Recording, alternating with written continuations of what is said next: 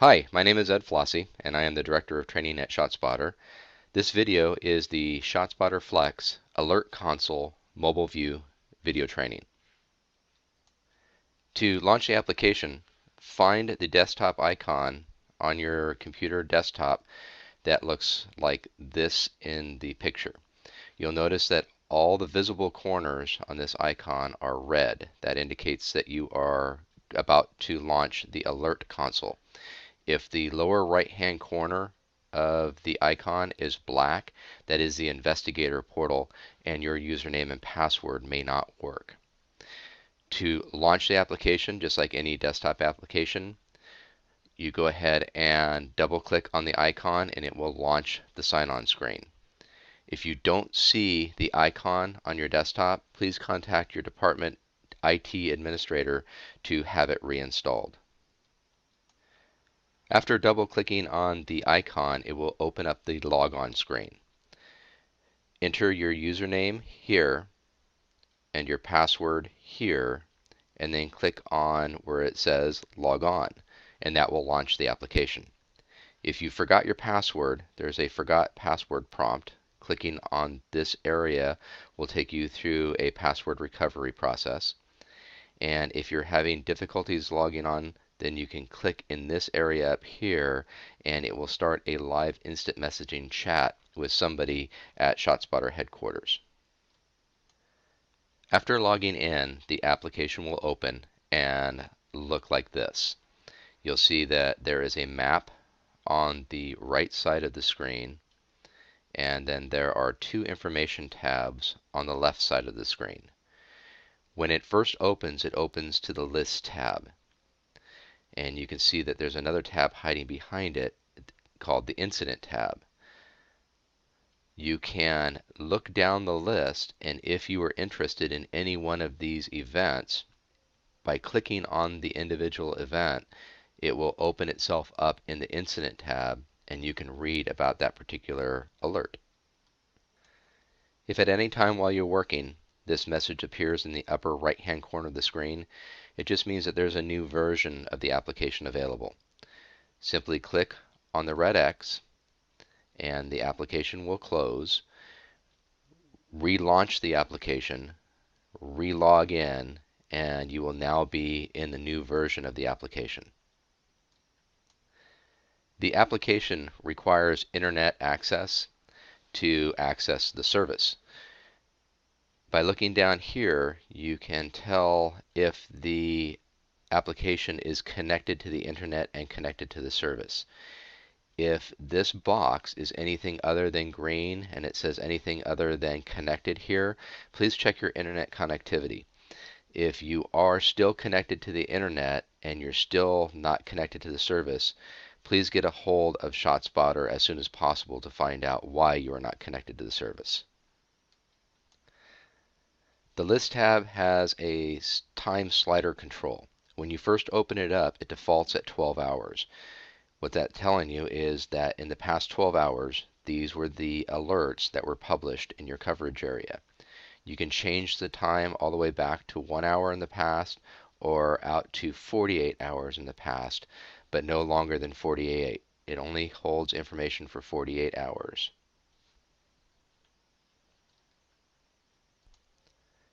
Once you have the application set the way you want it, you need to minimize the application so that it does not occupy the entire monitor.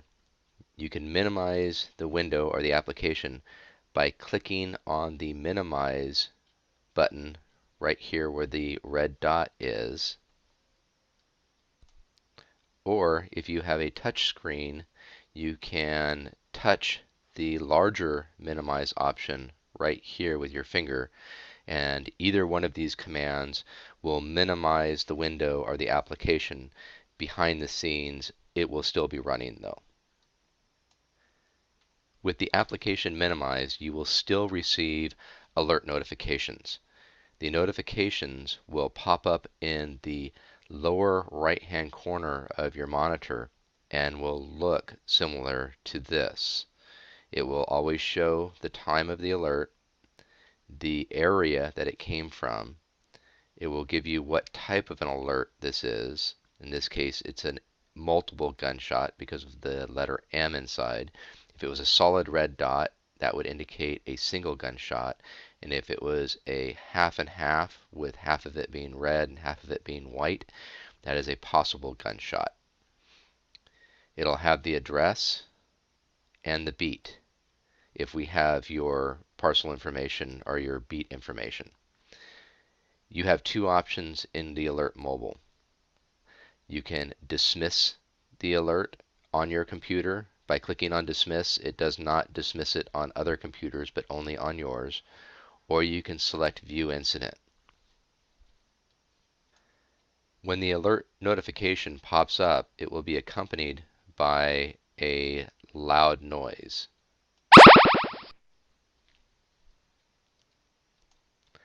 Clicking on View Incident will relaunch the application into the Incident tab for the alert that you've just been notified on.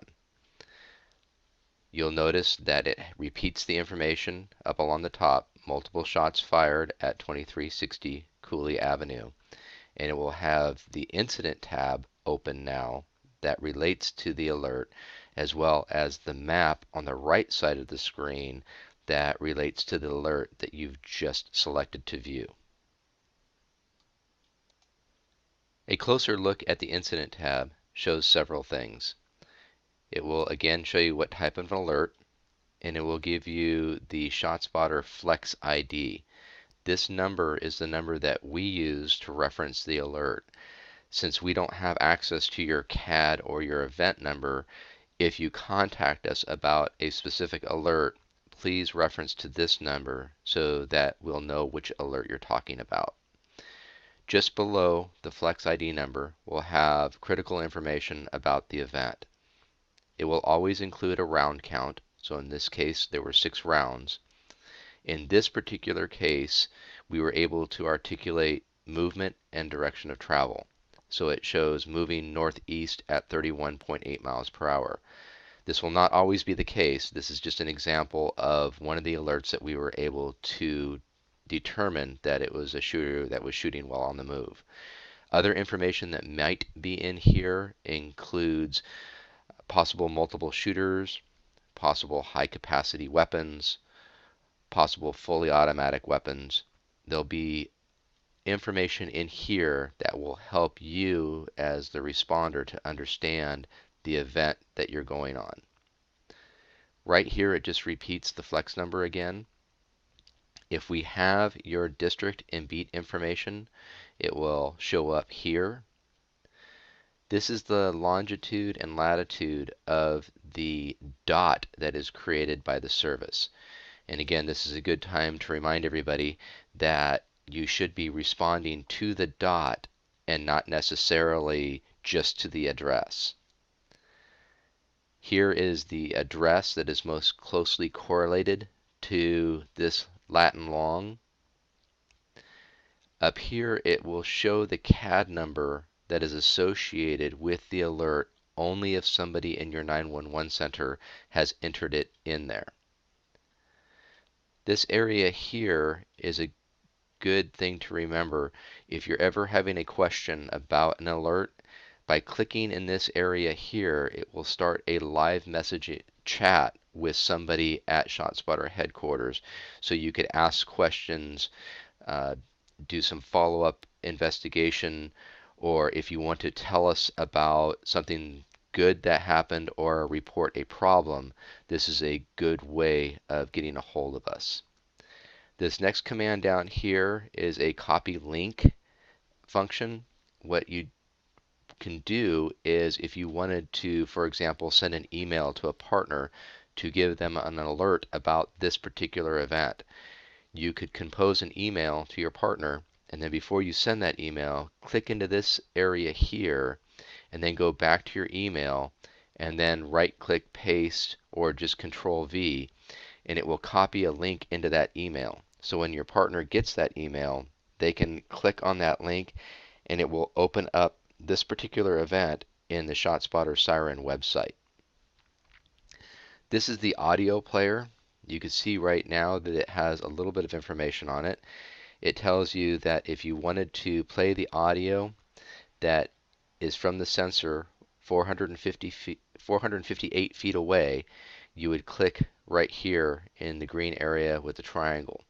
When you click on the green area, it will turn red with a square in it, and that's when it's playing the audio. If you want to switch to a further away sensor, you can click on this arrow here, and then this would switch to play audio from sensor 788 feet away, and then you can listen to several different sensors. As you move further and further away, this arrow will also light up, allowing you to go back to the closer sensors. This area down here is similar to a catalog. You can scroll down and see the different entries as far as when ShotSpotter received the information, when we published the information out to the agency, when the agency acknowledged it, and eventually you'd be able to see when the agency closed the event and any other information that was entered later on by either the 911 operator or by ShotSpotter reviewers. In the next training video, we will review the map and all the different functions of the map and the different views that you can use in the map. Thank you for taking time to watch this video. If you need to contact ShotSpotter support, the email address is support@shotspotter.com, or the toll-free number is 1-888-274-6877, extension 4.